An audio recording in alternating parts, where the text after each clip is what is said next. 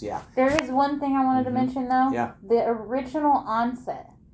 I just wanted Back to touch base yeah, on go that. ahead. Because Dr. Zhang, they were in agreement, too, that they believe this was pediatric onset of that anti-HMGCR. Okay. Because I was only 22 when that happened. Yeah, exactly. And the way it happened was, again, not conducive. It was literally, it happened overnight. Wow. I went to bed fine. Wow. Woke up barely able to... Yeah. I could still walk, but not well. And then it stayed that way for the last 22 years. Yeah.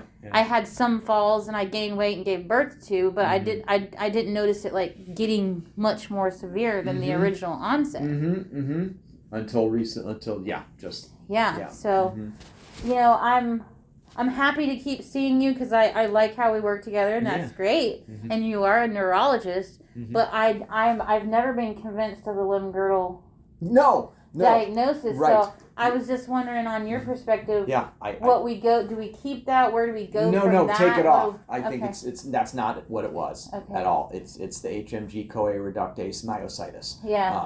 So I think it's so strange because it was at Vanderbilt that they originally did the testing. Well, the Vanderbilt did the muscle biopsy and the MRI, and I saw rheumatology and all that. And it was Dr. Head from Neurology in Jackson that actually diagnosed me after we did the nerve conduction Tennessee? study. Yeah. Okay. But I went to several places. Yeah, so, sure.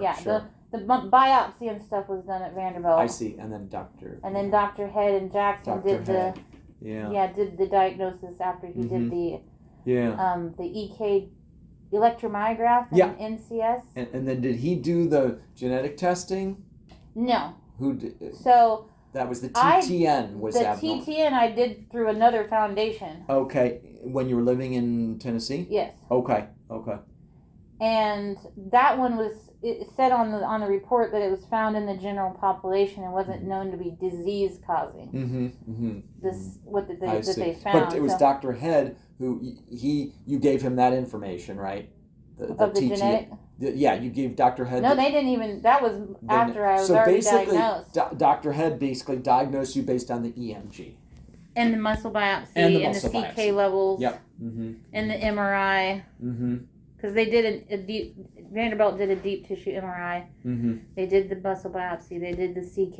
And then they did So it was a combination of Vanderbilt and Dr. Head in Jackson, Tennessee. And together with all that information. That's what they went with, because that's proximal muscle weakness. Yeah. Exactly. And I wasn't in pain, and that was what they originally went with, which makes sense. And honestly, the HMGCR wasn't even discovered until 2010. Exactly. It wasn't even known. So they wouldn't have even known about it. That's right. So we're all learning. We are.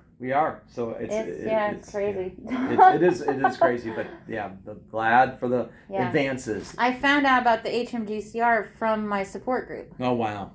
Yeah, that's right. I think you had said that. Sent me a message. Because one lady was like, it's really, because people commenting in there and like, this sounds weird. Yeah. What's happening to you? Right. And they're like, you might want to try getting tested for this, because several people has been diagnosed with that after thinking they had this. And so I said, well, might as well try. Absolutely. I'm so glad that to get to the. But no, I'm going to take that off, the limb-girdle off, and it is the HMGCR myositis. Yeah. Which in many cases is scarier and honestly worse in a lot of ways. Yeah. Right, than the other diagnosis. That's right, and earlier onset is more serious. So, yeah. But yet the treatment can often do something. Yeah. Positive. Exactly. So wonderful. Okay.